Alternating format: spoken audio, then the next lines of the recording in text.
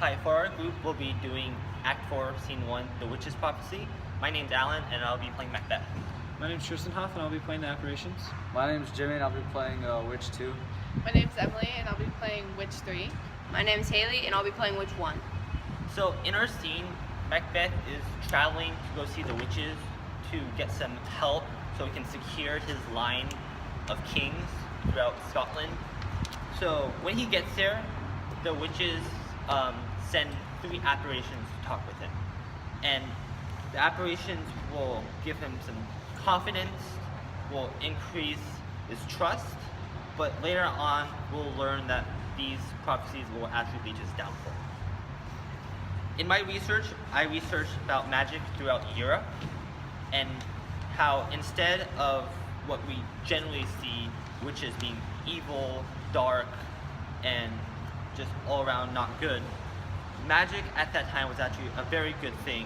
It was used for a lot more good than bad, and it was very widespread throughout Europe.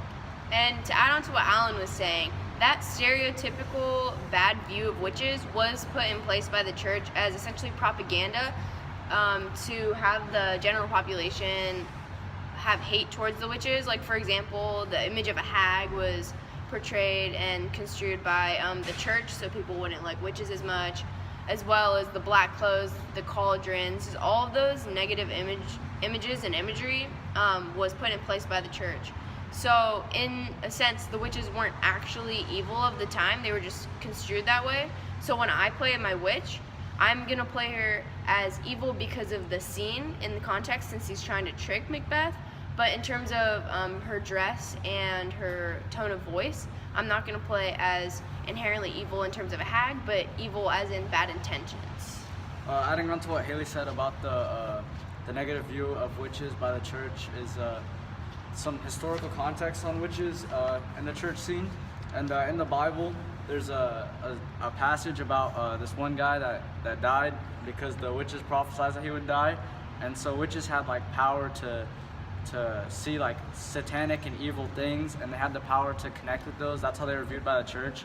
So they were viewed as dark and midnight hags, kind of like what Haley said. Going back to what Alan said, we want to make sure in our video we portray the importance of witchcraft because it is a European tradition for a long time.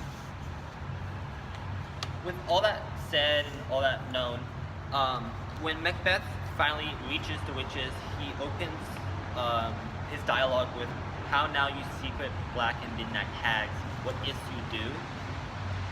Here, I kind of want to play Macbeth as like the general population, as worried of witches being either evil, being influenced by the church, while instead we can actually have the witches in the scene dressed fairly, their tone is not hag-like, they're all in all what it should generally be, but Macbeth will still kind of see them as hags.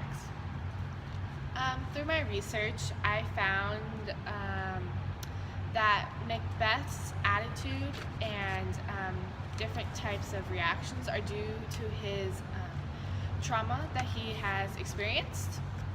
The 2 different types of trauma he's experienced are self-inflicted and then just kind of like normal everyday trauma. The self-inflicted was through the death of Duncan and Banquo, and the normal kind of trauma was through the death of his child. Through that, he views the world as kind of against him. Everything's dangerous, and throughout the scene, we want to show that he is quite, not fearful exactly, but nervous about what the witches have to say because of how he feels. And also, anger is another common reaction to trauma. And at the beginning of the play, we want to show that he is going to be cautious of what the witches say, not yelling at them, but he has an angry tone. So I don't know with that, about Macbeth being angry and maybe irritated. There's a line when Macbeth actually sees the 4th apparition, which is Banquo's whole lineage. He gets really mad. He says, "Thou art too like the spirit of Banquo down." Here I want him to portray as a little bit crazy, kind of shaky, because he's viewing that trauma once again, and he's getting that PTSD flashback trauma all again. And while being angered, because that's another side effect of this psychological trauma, and it's even a little bit more ironic because he actually asked the witches to show him this, so his anger would be a little bit more unjustified and maybe amplified a bit because of this scene. To add on to what Alan is saying about his trauma and PTSD, I found in my research that most of the time when people have experienced trauma, they will try to not repeat the same mistakes, and we feel that it's kind of an assumption, but with his child dying, since it was so common for the witches' magic as in health, to keep people alive and everything. When his child died, we see that he goes back to the witches, even though at first he's quite kind of skeptical of what they're saying. After he sees that they are actually true about the prophecy of him becoming king, he kind of puts his trust in them. I'd like to add on what Emily said. Macbeth, whenever he addresses the witches, he's kind of like snappy. He like turns back and just starts yelling at them. And maybe this is a side effect from his trauma with his child. So maybe we can, in the scene, make him a little more agitated, a little bit more like aggressive towards the witches in particular. For example, the line where he calls them midnight hags? Want to expand on that, Alan? Yeah, he calls them midnight hags for no apparent reason, because they did help him with the prophecy. He did become king, so it's not like they were lying to him or anything. But out of nowhere, he just comes in and starts accusing them of just something they didn't do and started throwing insults, basically. Which could definitely be a factor of the anger that he feels towards them due to his trauma and maybe past experiences with his child.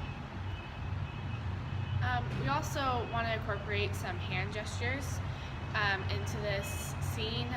When he, at the very end, he pretty much asks the witches, "Why did you tell me all this?" Even though he was the one that requested for the witches to tell him another prophecy. We want to show that he's mad, that his hand gestures are very exaggerated. And thank you so much. We can't wait for what you see in our play.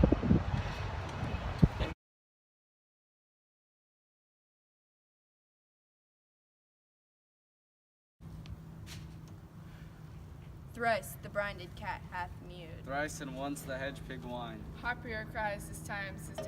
Round about the cauldron go, in the poisoned entrails throw. Toad that under cold stone days and nights has 31. Sweltered venom sleeping got, boil thou first, I thee charmed pot. Double, double, toil and trouble, fire burning, cauldron bubble. For a charm of powerful trouble, like a hell-brought boiling bubble. By the pricking of my thumbs, something wicked this way comes. Open locks, whoever knocks.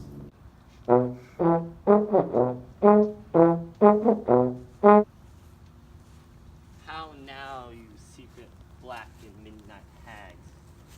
What is't you do? A deed without a name. I conjure you by what you profess. However you come to know it, answer me. Even till destruction sicken me, answer me to what I ask you. Speak. Demand. We'll answer. Say, if thou would rather hear it from our mouths or our masters. Call him. Let me see him. Foreign sows blood that hath eaten her 9 pharaoh. Grease that's sweatin' from the murder's gibbet throw into the flame. Come high or low, thyself and office deftly show.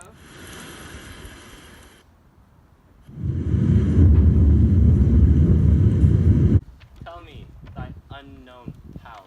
He knows thy thought. Hear his speech, but say thou not. Macbeth, Macbeth, Macbeth, beware Macduff, beware the Thane of 5, dismiss me enough. Whatever thou art, for thy good caution, thanks. But one more word. He will not be commanded. Here's another, more potent than the first.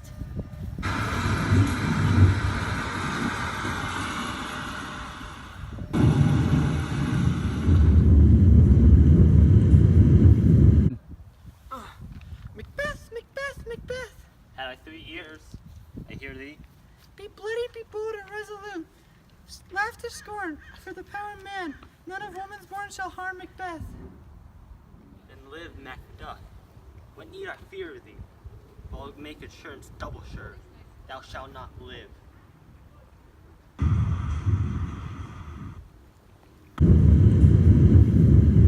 It is this that arises like the issue of a king, and wears upon his baby brow the round and top of sovereignty. Listen, but speak not to it. Be lion-mettled, proud, and take no care.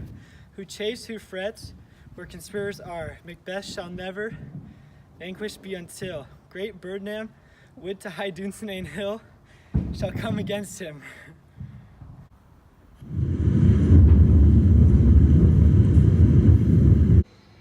That shall never be. Who can press the forest, bid the tree unbound its earthbound roots? Yet my heart throbs to know one more. Tell me, shall Banquo's issue ever reign in this kingdom? Seek to know no more. Deny me this, an eternal curse fall on you. Show. Show. Show. Show his eyes and grieve his heart. Come like shadows, so depart. Thou too art like the spirit of Banquo. Down! Thy crown does sear my eyeballs. Filthy hags, why you show me this? Aye, sir, all this is so, but why stands Macbeth amazedly? Come, sisters, we cheer up his sprites, and show the best of our delights. Our charm the air to give a sound, while you perform your antic round, that this great king may kindly say, our duties did his welcome pay. Where are they? Gone? This pretentious hour stand I curse in the calendar. Castle Macduff I will surprise. Seize upon Fife. Give to the sword his wife, his babes, and all those unfortunate that trace him in his line. No boasting like a fool. The deed I'll do before the purpose cool. But no more sights.